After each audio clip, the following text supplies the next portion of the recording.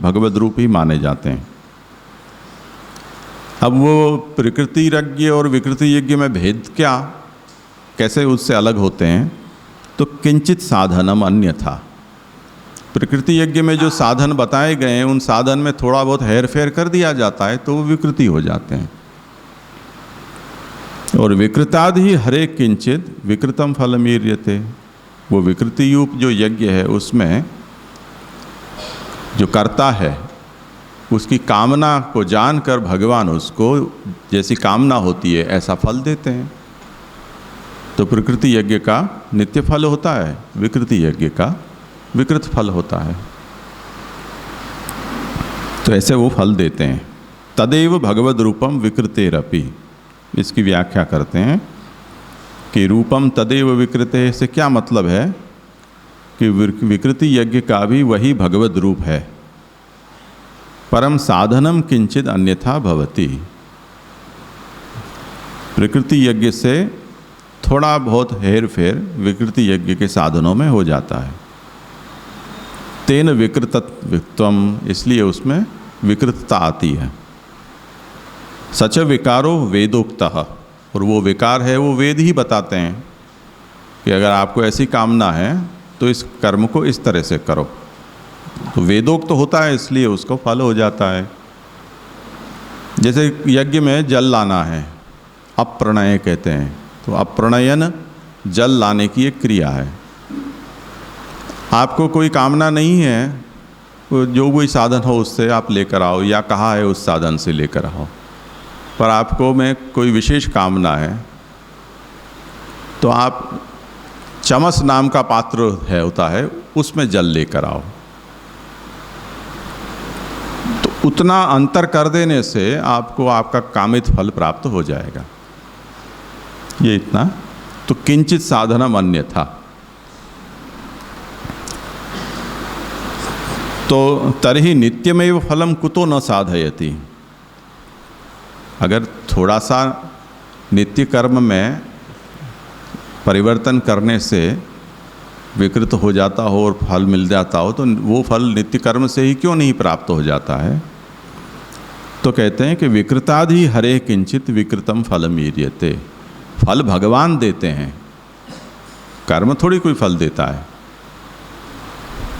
तो जब भगवान फल देते हैं तब तो कर्मकर्ता की कामना को जानते हैं भगवान, और जानकर जितनी कामना है उतनी ही देते हैं।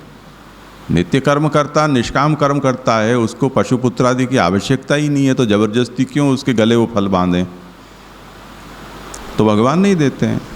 वही मांगिया बिना माए न पीर से, ऐसे मांगते हैं तो देते हैं, नहीं मांगे तो नहीं देते हैं।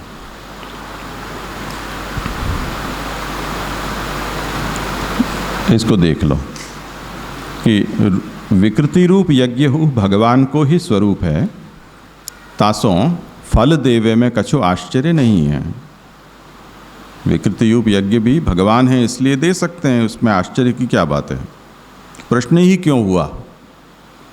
महाप्रभु जी ये कहते हैं प्रकृति यज्ञ जो अग्निहोत्रादिक हैं वे ही साधन के थोड़े परिवर्तन से विकृति रूप हो जावे हैं। जैसे प्रकृति यज्ञ में जल को चमस करी के लाइवे की विधि है, पर यदि कोई को पशु की कामना हो तो वो दुग्ध दोहवे के पात्र से जल लावे, प्रतिष्ठा की कामना हो तो मिट्टी के पात्र में जल लावे, शेष सब कर्म वैसो ही करे। इतना सा परिवर्तन कर दिया। या तरह सु थोड़े से विकार सो प्रकृति रूप यज्ञ विकृति रूप हो जावे है, परंतु ये विकार वेदोक्त हैं, तासों फल दे हैं।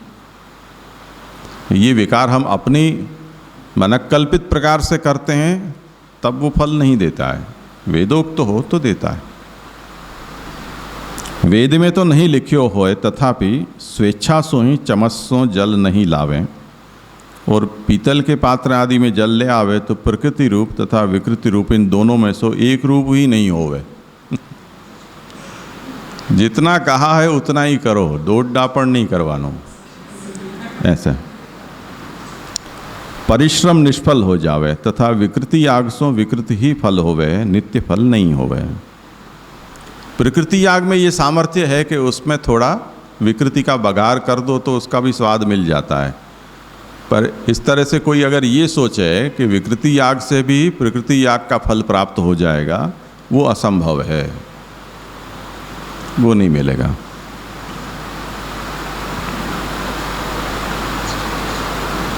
अब आशंका करते हैं, ब्रजभाषा में ही पढ़ लो एक बार, कि वेद में पशुपुत्रादि तुच्छ फल देवे वाले विकृति रूप यज्ञ को क्यों वर्णन कियो है।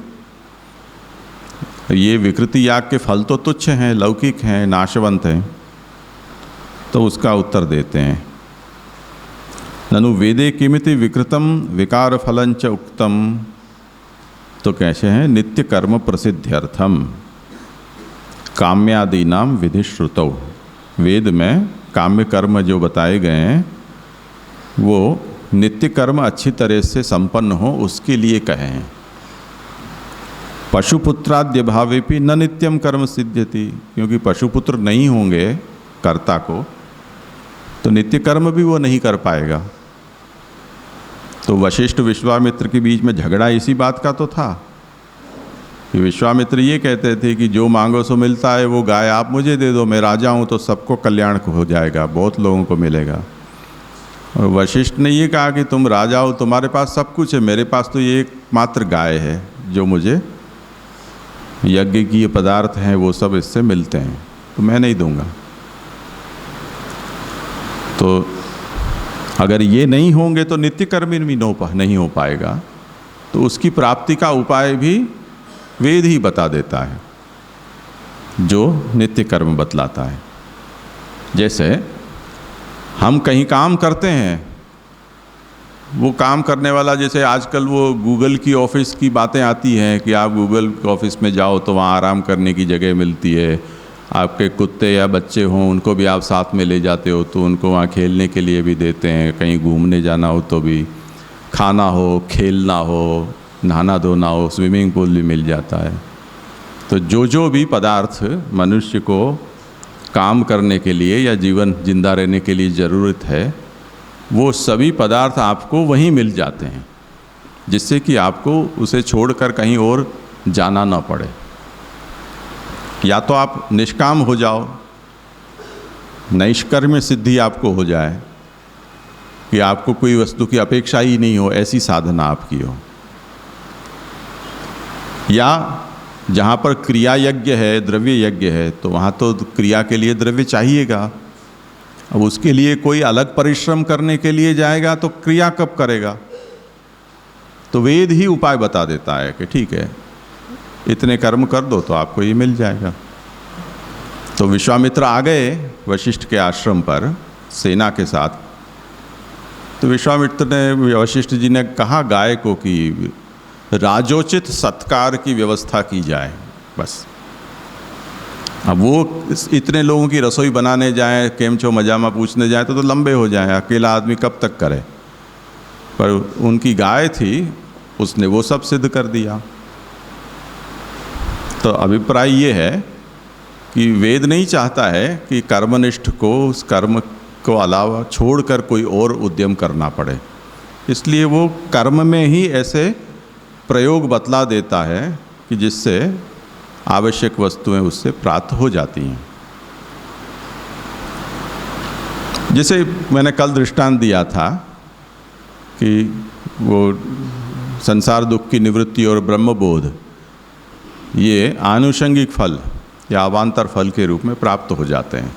वरना संसार में रहता है तो सुख दुख से रहित कौन हो सकता है। हम अपने मन से उद्वेग रहित हो जाएं, पर उद्वेग के जो कारण हैं उनको तो हम नहीं रोक सकते हैं। अकेले जाकर रह जाओ, चलो ठीक है लोगों से समस्या है तो आस पड़ोस वहाँ भी तो होगा। तो चार दीवारी के भीतर आप किसी के साथ नहीं रहो, अगर झगड़ा होता हो तो आस पड़ोस वाले कहेंगे क्या झांझ बजाते हो, हमारी नींद उड़ जाती है, घंटा बजाते हो, हमको सोना है, पढ़ना है। तो लोको वा प्रतिबंधम कुर्यात। अब ठंडी गर्मी बरसात से कौन बच पाएगा, चाहे कितना ही हम सोच लें। अब उसमें अगर हमें इन सब के लिए अलग अलग साधन करने पड़ते हों तो भगवत भजन कब होगा? तो मानसी सेवा या भगवत सेवा करने वाले को संसार दुख की निवृत्ति आनुषंगिक फल के रूप में प्राप्त हो जाती है। उसके लिए अलग से उसे प्रयास नहीं करना पड़ता है। ये बात वहाँ कही दी गई, यही बात यहाँ भी कही जा रही है कि यज्ञ कर्म करने वाले को उसको अपेक्षित पदार्थ उसी प्रक्रिया में उसी कर्म से प्राप्त हो जाते हैं, इसलिए इन बातों को कहा गया है। अब उसमें कोई व्यक्ति अपनी लालच बढ़ा ले और यज्ञार्थ अपेक्षित नहीं है, ऐसे पदार्थों के लिए भी वो कामना को बढ़ाता जाए और यज्ञ कर्म करता जाए, तो ऐसा तो अभिप्राय शास्त्र का नहीं था, ये उसका मतलब है। आया समझ में? जैसे हमें कोई सुविधा देता है हमारा आश्रयदाता, वो सुविधा को हम अपने काम में जितनी आवश्यक है उतना उस सुविधा का उपयोग करें, तब तक तो ठीक बात है। जैसे किसी को वाहन दिया, वे तुमको सरकारी काम के लिए, लोन वसूलने के लिए, प्रचार के लिए, तुमको जरा आने जाने के लिए साधन चाहिए, दिया। अब वो साधन लेके आप अपने घर ही चले गए और घूमने निकल गए, तब क्या? तो उसका दुरुपयोग हुआ। सरकार ने उस हेतु से आपको वो सुविधा नहीं दी थी, ये उसका मतलब है। तो वेद भी इन कर्मों की सिद्धि के लिए जितनी आवश्यकता है उतना विकार विकृत कर्म है वो बता देते हैं। अब जैसे विश्वामित्र का ही प्रसंग लो, श्री राम का प्रादुर्भाव हुआ और वो वहाँ यज्ञादि करते थे, उसमें ताटकासुर और ये प्रतिबंध करते थे। वो चाहते तो यज्ञ के द्वारा या वैदिक विधि के द्वारा उन असुरों का परिहार कर सकते थे, पर उन्होंने नहीं किया, क्योंकि अब भगवान अवतरित हुए हैं, तब ये कार्य भूभार का हरण करना वो प्रभु के अवतार का एक प्रयोजन है, तो प्रभु के द्वारा कराया जाए। तो प्रार्थना करके और दशरथ जी के पास से बालकों को ले गए, पर उन्होंने ये नहीं किया कि चलो अब इतना करते हो अब यहीं रह जाओ, जीवन भर हमको शांति, कोई दूसरा चौकीदार नहीं रखना पड़े, ऐसा मतलब नहीं है उनका। तो आवश्यकतानुसार ये है, इसलिए ये कहते हैं कि नित्य कर्म यानी अनिवार्य जितने कर्म हैं आपके, उन कर्मों को करने के लिए जितने भी अर्थ की अपेक्षा है वो आपको प्राप्त हो जाए, उसके लिए ये आपको दिया गया है। वेद का ये सदाशय है,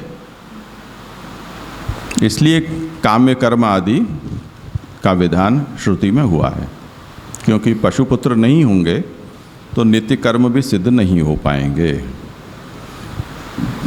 जी तो इसमें उसको आड़े नहीं आएंगे ना, वो उसकी साधना में जो नित्य कर्म की साधना कर रहा है तो उसको पशु आदि की कुछ ज़रूरत है, तो इसके लिए उसको विकृत यज्ञ भी करना पड़ता है, ऐसा कहना है ना ये? हाँ, तो वो उसकी वो साधना में आड़े नहीं आएंगे ना, ये विकृत यज्ञ यानी नहीं काम आएंगे। किया या अगर वो उसका इंटेंशन आवश्यक है, निर्वाह के लिए आवश्यक है, उतना करेगा तो वो उसमें प्रतिबंधक नहीं होंगे, वहाँ पे इंटेंशन दिखा जाएगा। जी जैसे मीन्स महाप्रभु जी के जो थॉट्स है, इसमें हम ऐसा सोचते हैं कि जो मंत्र के अधीन देवता है तो हम उसको विभूति कंसीडर करते हैं, जैसे भक्ति हंस आदि मीन्स प्रभु को स्वतंत्र मानते हैं कि मंत्र के अधीन तो नहीं, उनकी इच्छा है तो भले प्रकट हो जाए। तो यहाँ पे ऐसा कुछ ग्रेडिंग है कि जैसे विकृति यज्ञ है वो तो टोटली काम्य है कि आपके कर्म की जैसी इच्छा है वैसे प्रकट होंगे ही, भले वेद में है ब्रह्मात्मक है, प्रभु के द्वारा ही सिस्टम फिट है, लेकिन फिर भी आपके डिपेंडेंट हो गया, मतलब जो आपने कामना की उसके हिसाब से प्रकट हुआ। तो महाप्रभु जी उनको भी प्रभु का स्वरूप दिखा रहे हैं, जैसे विकृति यज्ञ भी प्रभु का स्वरूप। हाँ। तो उसमें ऐसा कुछ ग्रेडिंग या, क्योंकि महाप्रभु जी एकदम उसमें कुछ अंतर नहीं रख रहे, तदेव तद्रूपम कह के, तो ऐसे विकृति यज्ञ को भी भगवान का स्वरूप मानना मीन्स हमारे वहाँ थोड़ा ग्रेडिंग कर दिया कि वो भगवान नहीं हो गए, विभूति हो गई। ऐसा है कि जब हम मूल रूप और मूल रूप ने जिन जिन अन्य रूपों को धारण किया है वो रूप, ऐसा विवेक जब हम करते हैं तब ये प्रश्न आता है कि परम ब्रह्म तु कृष्णो ही वो मूल रूप है। उसका निश्चायक क्या कि सृष्टि के पूर्व जो था और सृष्टि के लय के बाद जो बचता है वो कौन है, वो मूल है, ऐसा उसका निश्चय होगा। जो लय के बाद नहीं बचा वो उसने धारण किए हुए रूप थे, ऐसा उसका मतलब हुआ। अब जो भी धारण किए गए रूप हैं वो उस अवस्था में मूल रूप से कुछ तो उसका अंतर हमें स्वीकारना होगा। इसलिए कहा जाता है कि ये सब विभूति है, ये अंश है, ये कला है, क्योंकि मूल रूप तो जो है सो है। इसमें वो गुणधर्म, वो तरह की सब सामर्थ्य, वो सब यहाँ प्रकट नहीं है। और उसने स्वयं ही उसका संकोच किया है और इसीलिए ये कहा कि भले ही भगवद रूप है विकृत यज्ञ भी, फिर भी वो विकृत यज्ञ जो है वो कभी भी प्रकृति यज्ञ का फल दे नहीं सकता है।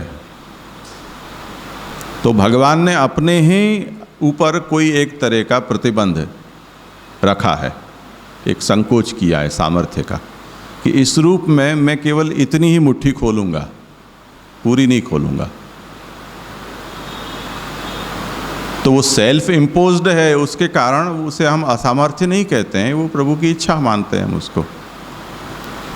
तो इच्छया प्रभु ने वो रूप धारण किया है, पर कभी भी हम ये नहीं सोच सकते हैं कि क्योंकि सकाम है इसलिए उस यज्ञ को हम भगवद रूप न माने। भगवद रूप तो है ही, क्योंकि फल भगवान ही देते हैं और कोई फल नहीं दे सकता है, ये तो सिद्धांत है। अब इसकी व्रजभाषा અહીંયા જે આપણે આ સકામ જે કહ્યું અત્યારે આપણે सीधा माइक ऐसा रखो तो आवाज आए। यहाँ पे जो ये सकाम अपन ने कहा, अभी जो मिनिमम रिक्वायरमेंट के लिए, यज्ञ के लिए जो मिनिमम रिक्वायरमेंट है, मतलब जो भी वस्तु के उसके लिए वो सकाम हो रहा है, तो अगर उसको ब्रह्म ज्ञान है तो फिर उसको मिलेगा वो ये यज्ञ नारायण रूप जो फल है वो। मतलब माइक थोड़ा अच्छी तरह रखो और पीछे बोलो। हाँ, मतलब आ સકામ કર્મ જ્યારે ખાલી યજ્ઞની રિક્વાયરમેન્ટ વસ્તુઓ જે છે એના માટે કરી રહ્યો છે, પછી એ રિક્વાયરમેન્ટ મળી ગયું, એનું આમ ઓવરઓલ નિષ્કામ છે અને બ્રહ્મ જ્ઞાન છે, તો પછી એને યજ્ઞનારાયણ રૂપ ફલ મળશે, એવું ને? देखो यहाँ महाप्रभु ये कहना चाहते हैं, प्रश्न क्यों उठाया कि वेद ने सकाम कर्म कहे ही क्यों, क्या जरूरत थी? क्योंकि ये सब तो तुच्छ फल हैं, नाशवंत हैं, ये प्रश्न था। उसका समाधान ये दिया कि वेद ने आपके उपभोग के लिए या भोग वृत्ति का बढ़ावा हो उस हिसाब से ये कर्म नहीं कहे हैं, सकाम कर्म, पर क्योंकि पशुपुत्र आदि हैं वो यज्ञ में उपकारक हैं, उनके बिना यज्ञ नहीं हो सकता है, और यज्ञकर्ता को इनके उपार्जन के लिए दूसरा प्रयत्न न करना पड़े, इसलिए साथ साथ में वो फल इसी कर्म से प्राप्त हो जाए, इसलिए ये बात कही है। तो वेद का इंटेंशन क्या है सकाम कर्म को बतलाने के पीछे, वो रहस्य आप यहाँ बतलाते हैं। स्पष्ट हुआ ना? अब कोई ये कहे मतलब दूसरा काम उसको करना, यज्ञ छोड़ के उसको जाना ना पड़े वो उसको प्राप्त करने। हाँ, अब हम ये कहें कि चलो कुछ भी हो पर पशुपुत्र आदि की कामना है तो कामना ही, अब उसको तुम ये कहो कि तुम निष्काम तो नहीं रहे, यज्ञ तुम्हारा निष्काम नहीं रहा क्योंकि तुमने यज्ञ के लिए भी सही, पर पशुपुत्र आदि की कामना तो की ना। तो बेचारा मुंडी नीची करके हाँ कह लेगा, भाई हाँ दे दो गाली, हो तो मैं क्या करूं,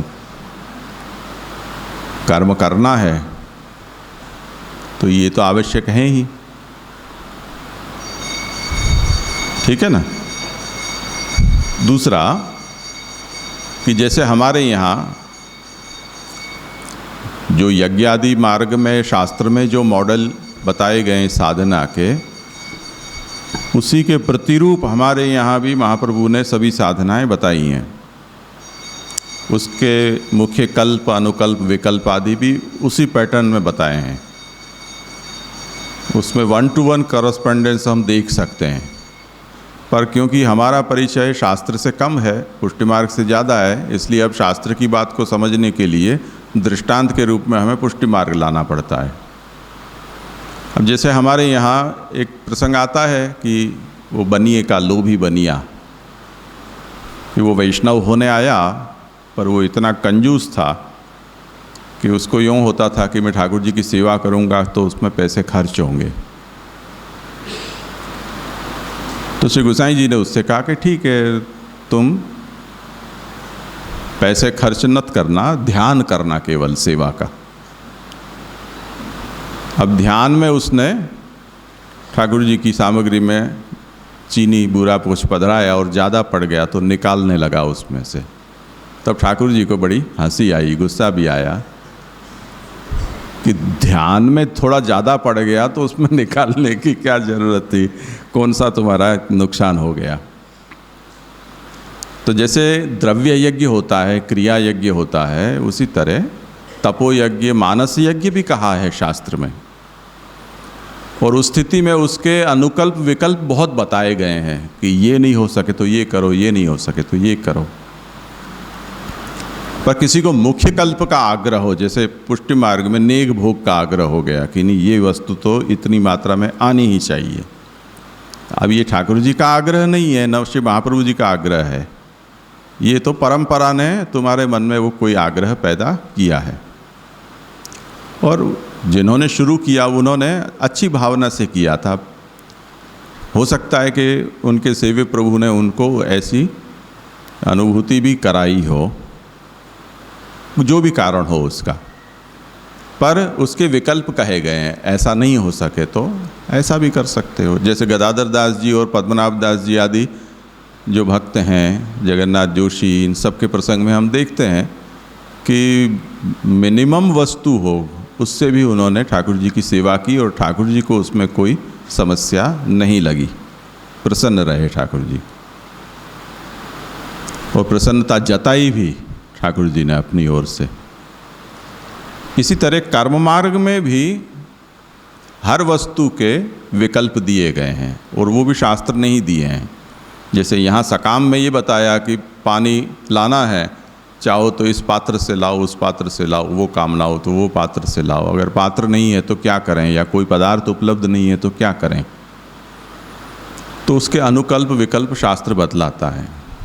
यही बात है, अगर कोई कर्मनिष्ठ है और जिन पदार्थों से वो कर्म संपन्न नहीं हो सकता है तो क्या करे, तो उसके भी विकल्प बताए गए हैं। पर वो विकल्प लंबे समय तक मुख्य कल्प का अनुसरण करने वाले के लिए दूसरे विकल्प पर स्विच ओवर होना बहुत कठिन होता है। और उसका हम सब लोग अपने अनुभव में ले सकते हैं कि जिस तरह का हम खाना खाते हैं, जिस तरह का हम पीते हैं जल आदि, जहाँ सोते हैं, जहाँ बैठते हैं, जिस तरह की लाइट में हम अपना काम करते हैं, उसमें भी थोड़ा अंतर आ जाए तो हम असहज हो जाते हैं। तो एक तरह के ढर्रे में हमारा जीवन जब बंध जाता है तब उसमें से बदल पाना बहुत कठिन होता है, बहुत ज़्यादा कठिन होता है। तो ऐसे में जो मानसिक क्लेश होता है कि ये नहीं हो पाया, ये नहीं हो पाया, उसका रोना कब तक चलता रहता है।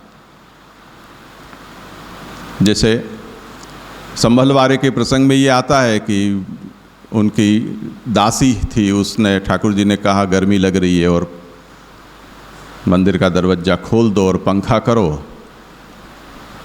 तो उस प्रसंग का क्लेश उनको इतना रहा कि उन्होंने ऐसी बीच में प्रतिज्ञा कर ली कि जब तक नया मंदिर ठाकुर जी के लायक नहीं हो तब तक मैं खाऊंगा पीऊंगा नहीं।